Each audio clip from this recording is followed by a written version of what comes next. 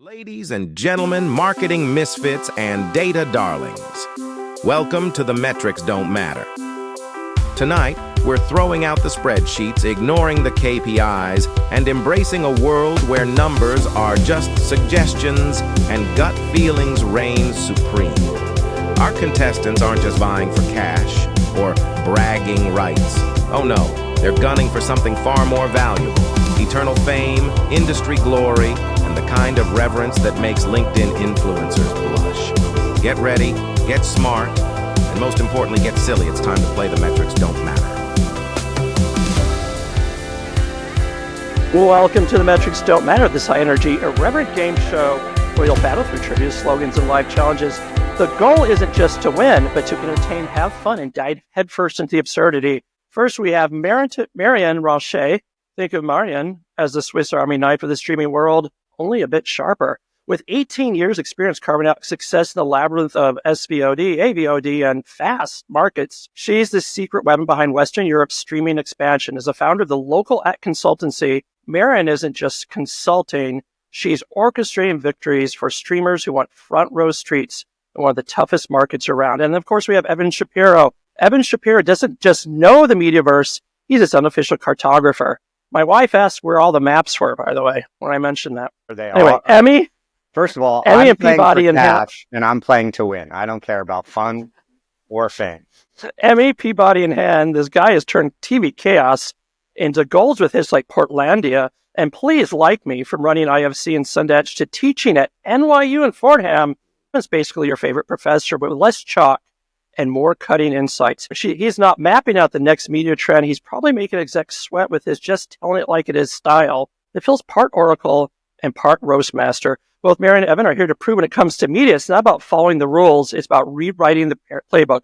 Before we go, I have a question for you, Marion. Streaming platforms love to talk about global domination, but Europe isn't exactly a monolith. What's the biggest mistake streamers make when trying to crack the Western European markets? I would say that they assume that CTV matters there as much as it does in the US. And so they tend to design their distribution strategy by relying on deals that they've made in the US with, the likes of Roku, Google, Samsung. But they forget that within each of those markets, you still have very strong pay TV players, broadcasters. It does take a few years for them to get that in.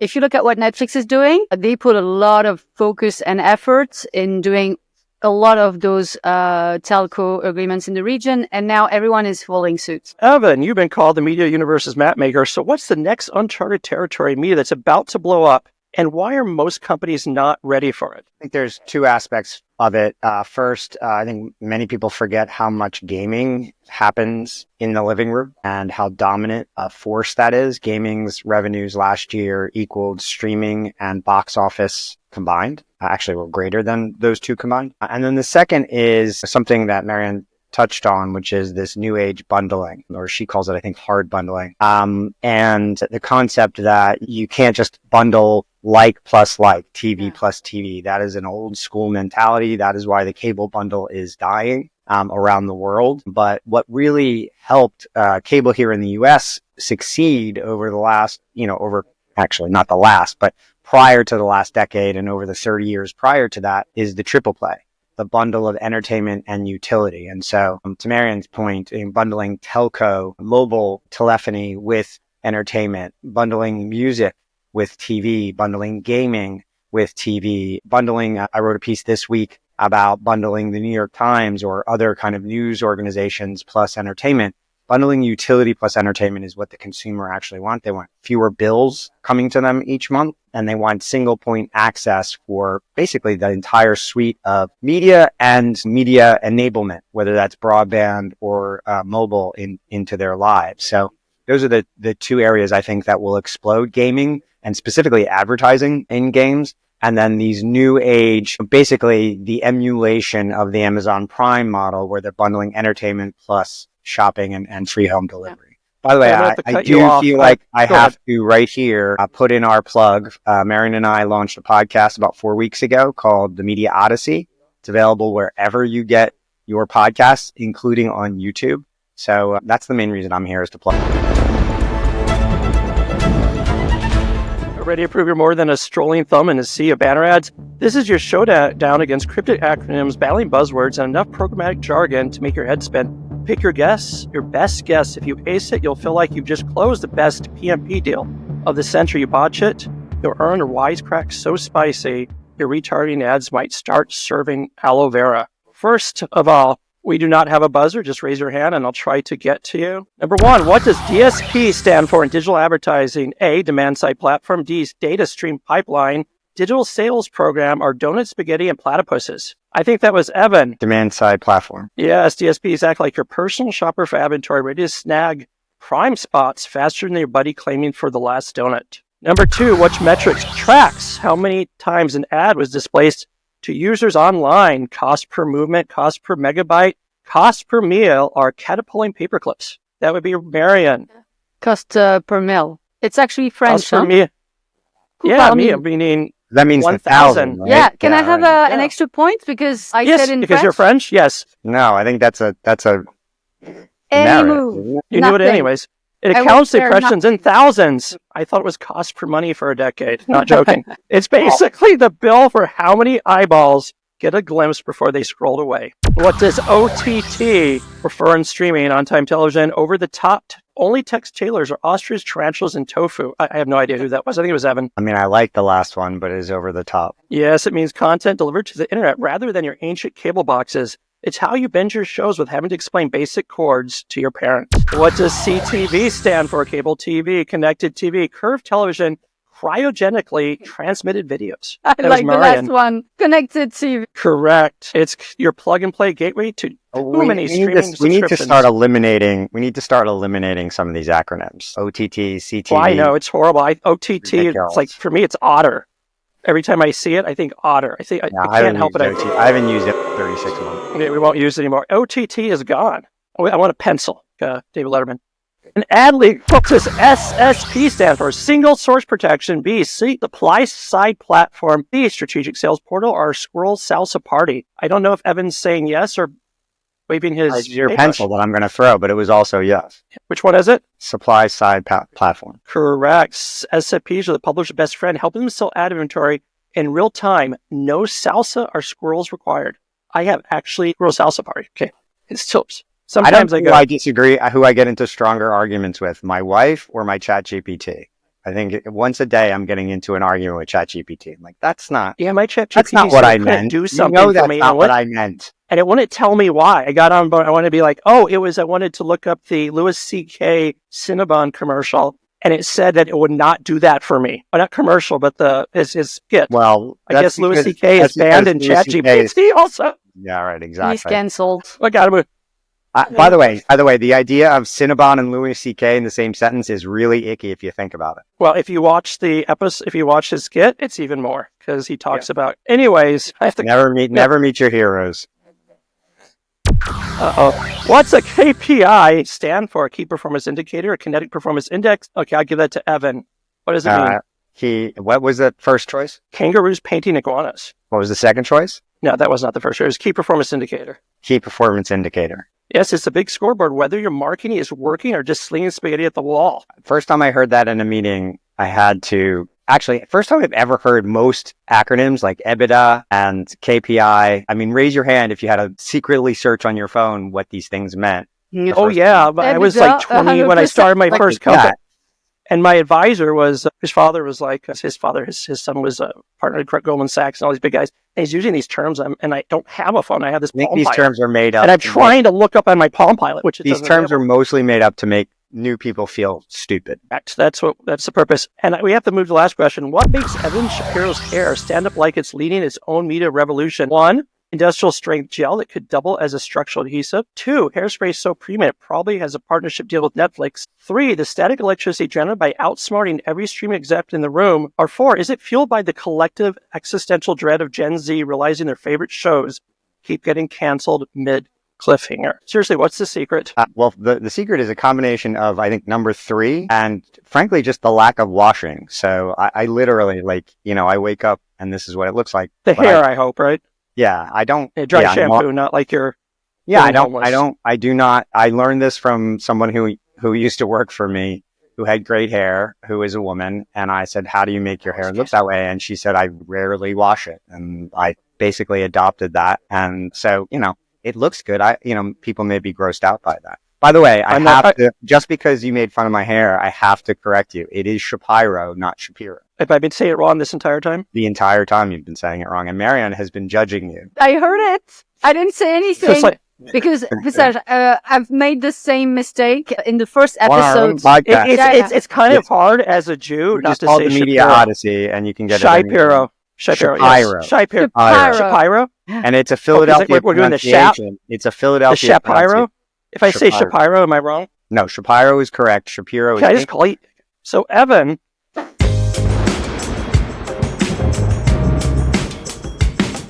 Actually skipped through so much time. I threw away half of the questions. It's okay. It's okay. Right. Just Evan, you're coming in quite low on my end. I don't know if it's the same. Oh yeah. I will move a little closer. Oh, that was Evan. Sorry. Shapiro. Shapiro. Shapiro. Like pie. Shapiro. Pie. Like apple pie. I'll think of it like it's Japanese. I'll get it right. Shapiro. I'll say it with like manga style. I mean, if that's whatever works for you. It's early here. Nothing works for me. Yeah. Time to flex your marketing muscles. We'll throw out a famous slogan or tagline. And it's your job to name the brand or company owns it. Think fast. This isn't the type of quiz where you can Google on the sly. Okay, number one, I'm loving it. Just scream it out. McDonald's. Yes, McDonald's, because apparently nothing screams culinary masterpieces like a clown convincing you to love questionable burgers. Just do it. Nike, correct. Sir, the sweat might ruin your couch, but those swishes keep your conscience clear. Think different. Apple. Yep, Apple. They left out an adverb on purpose because I worked on some of these early this morning. They're not as funny as they were in my mind. You're suggesting it should be think differently? Yeah. Doesn't I'm roll thinking like I should have had ChatGPT do this section. Yeah. You can have ChatGPT. Because I didn't like the answer, so I went through it this morning, like at 4:03. I didn't sleep all night. It's been crazy. Because you're worth it. L'Oréal. Very good. If you didn't get that right, I'd be disappointed. It's a catchy way of saying that's French. Yeah, you're totally fine, but buy our lipstick anyway. Melts in your mouth, not in your hands. Yes. Correct. Then again, the magic coating does a sloppy job on a hot day. Finger licking good. KFC. Correct. Gloves might be safer, but apparently greasy fingers are culinary status. Bet you can't eat one. Is it hers? Hers? Oh, no, it's Lay's. You were close. Turns out that moment of willpower becomes a pipe dream once you open that shiny bag. Taste the rainbow. Skittles. Yes, it's edible confetti. These are all American brands. I feel bad. That's why I got it is definitely favoring. Okay, what's the motto? What's the slogan for Peugeot? We are very small. Actually, I don't know. Start. You will die in a flaming crash. Okay, I drove a Peugeot in Capri, and it did not make it. That's why.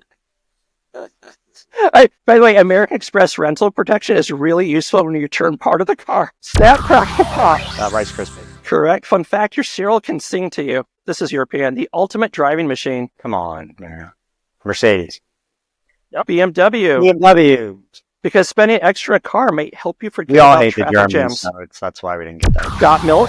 For a milk processor board. It's just the milk. Campaign that convinced us mustaches made with dairy were a good idea. Everywhere you want to be. Is that Amex? Yeah, that was close. Visa, including the places your budget told you to avoid, like the strip club. Where's the beef? Wendy's. Yes, this one-liner single-handedly reminded us we wanted more burger in our burger. Yeah, the quicker picker upper. There was no burger in our burgers. It was all processed meat. Quicker picker upper. Is that Bounty? Yes, because the wet rag from your sink is apparently an inferior species. This is a test made for a television-addicted 13-year-old, which is exactly what I am. The few, the proud. The Marines. Again, the tagline really enough to make you reconsider your morning push-up quota. Yeah, these are really unfair to Marion. That's the US okay, Marines, I don't care. I don't know. I don't, off the hand, French brand, Toblerone?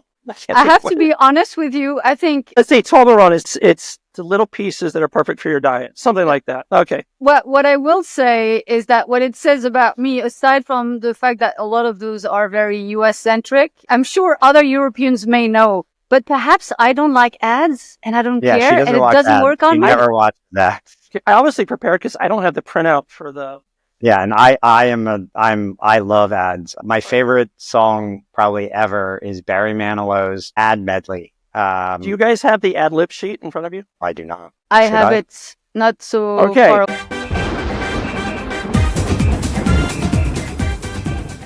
So Marion's going to read them. So actually, I don't. question for you, right? The lines are example, and we can improv. Correct? You can, of course. Those are just like to get you interested. Okay. So you're going to have to assign them to us because I did them on a separate Word document and I have no idea where it is. I'm on a different computer. So you're now you can choose them too and who they go to, but not me. They're to you two. Okay. Yeah. The first one is explain CTV like it's a soap opera. Okay.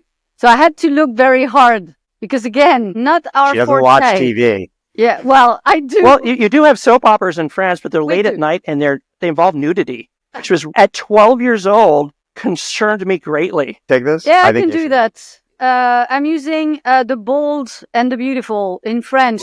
Amour, gloire et beauté. But there is a Good for you. Okay, they assume CTV is where it matters.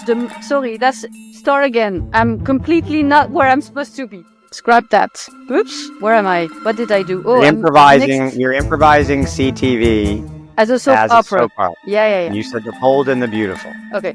Start again. I'm hoping you're gonna edit on this thing. Oh yeah, the AI is awesome. It edits all the pauses. Cool. Yeah. And then I can choose to put the really crappy stuff back in for humor. Okay. Yeah.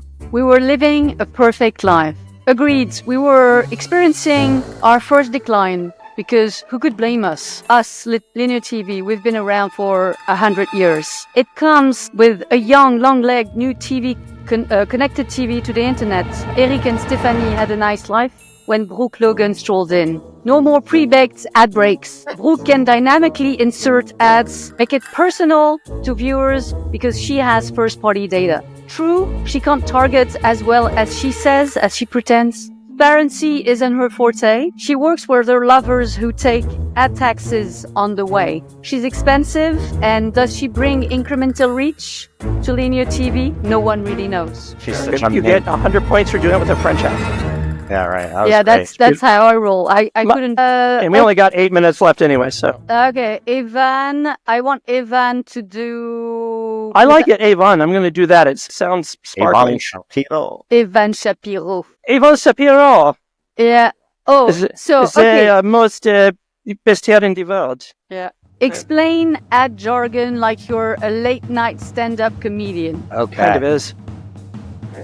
An impression, an action, and a currency walk into a bar, and they say to the bartender, "Give me a shot and a beer." And the bartender says back, "Who's paying for this?" And everybody points at everybody else, walks out, and nobody drinks. That is bad joke with no punchline, but it's constructed like a joke. That's like the industry. Right, well, there you go. No punchline.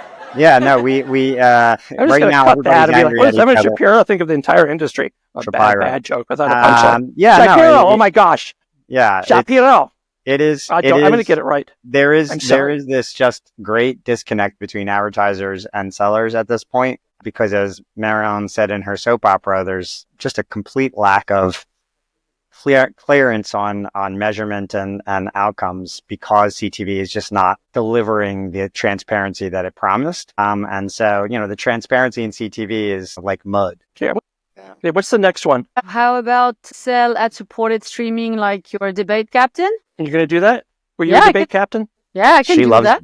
Yeah. Do you play an instrument? Do you play flute? No. That would be fantastic. I know. I just very Ron Burgundy move if I were to pull the flutes. No, I'm afraid I suck. Stay classy, Amsterdam. No clarinet. No. I played the clarinet for like 15 minutes in middle school. Everyone did. Yeah. Or the recorder. But yeah. I play the kazoo. With or without the that's the comb. Remember? Yeah. Comb and the kazoo are basically the same thing. And so why are you asking if we're playing an instrument? Yeah, what is it? How did that come up? Yeah. Because I had an epidural yesterday and I still feel the effects. Ooh, okay. But how does that play into playing a musical? Well, like he said, I don't know. You seem like you could he's if you not had played a thinking flute straight. and picked it up. Yeah, you would have been the most exciting part of the show ever if you'd pulled out a flute and played. We had a guy play guitar, so. Honestly, what's funny is that I could actually pull a guitar and pretend, because my husband does play the guitar and the bass and whatever, but no, I'm not, I won't subject you guys to any of that, but I'm game to talk about ad-supported streaming. So I'm going to start, because I did prepare a little. Who likes to spend money and waste their time? SVOD-only subscribers who spend half an hour looking for content every night. Come to free streaming in exchange for a few personalized ads. You get to choose amongst a library of 50k plus titles. Don't feel like choosing anything? Don't know what to watch next? We got you. We curate channels. Entertainment is great, but on YouTube you have tutorials to learn to play drums and guitar at the same time. Emoji exploding head. Want to watch sports? Go to a bar like Haven. Squid Game? Go sleep at your parents' house. Welcome to free streaming. Wonderful. I have a question. Why doesn't Netflix and TikTok merge? What? I think Netflix and TikTok should merge. That was I thought at That 1 is a good a.m. when one. I That was is a not good able to one. sleep. I So thought that'd be awesome. that's quite funny you say that, because in half an hour we're recording our part of the week, and we're Right. going to talk about TikTok, we're going to talk about Netflix, and who knows? I don't. Yeah, I honestly That's a feel good one. those two I should hadn't thought of merge. that one, actually. That's that makes a lot Yeah, because it's or something like that. Because honestly, the only way that because TikTok was it Netflix tried Mr. Beast and it failed horribly. Like and nobody. No, Amazon had. Oh, Amazon, right? Yes. Although Amazon. they're saying it's a success. Although Mr. Beast put it in his own bid for TikTok this week. I think that makes sense for a lot of different reasons. Most notably, one of my big predictions for 2025 is that Netflix is going to announce a free YouTube-like experience on their platform this year. I think that's They something have they'll to. announce. They're doing shorts now too, right? Remember? I mean, they're dabbling in shorts right now, but I think they understand that their ad product isn't going to grow fast enough without a free environment. And in the last 4 months, they've had Jake Paul, a YouTuber, slapping an old man around a boxing ring. They bought The Sidemen off of YouTube as a series, and they just bought Ms. Rachel as a series off of YouTube. So clearly they are in the process of trying to adopt all of the best practices of YouTube on their platform. And I think, a free area led by creators is something that they're going to do that. But, you spend $50 billion to buy TikTok and you immediately get that experience. No. And then you have an ad product that is, probably at least, top 5 worldwide. We have a minute to get to Yvonne. Let's do one more. I get to decide. Yeah. Then 2 options for you. Either pitch a streaming platform for a niche audience, suggestions that you shared, or That Jokes TV, Vegivision, things like that. That's one. Or explain streaming ads like you're hosting a cooking show. Okay. I'm going to do streaming ads like I'm hosting a cooking show. All right. Hello, everyone. This is Julia Child. So, everyone, first you put in the chicken, then you put in more chicken, then there's more chicken, then extra chicken, and then just when you've had enough chicken, add more chicken, with more chicken on top of the chicken. That is streaming ads right now. Same ad over and over and over and over and over. And you say that, what's interesting is you say that in front of a room full of advertising professionals and they all go, yeah. And I'm like, well, but that's your own fucking fault. You can fix this if you want to. Where are you? Yeah. That was a good one. Thank you. And I do love Julia Child, the French chef. Yep. And that was my favorite part of the show is we make you dance.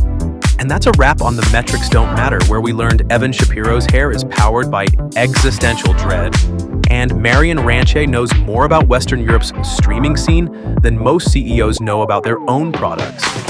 They tore apart acronyms, roasted buzzwords, and made us question everything we thought we knew about CTV. Huge thanks to Incremental for sponsoring this beautiful chaos. Clearly, they understand that the only metric that truly matters is how hard we made you laugh. Catch you next time, where we'll continue to defy logic, shatter metrics, and probably offend some ad execs along the way.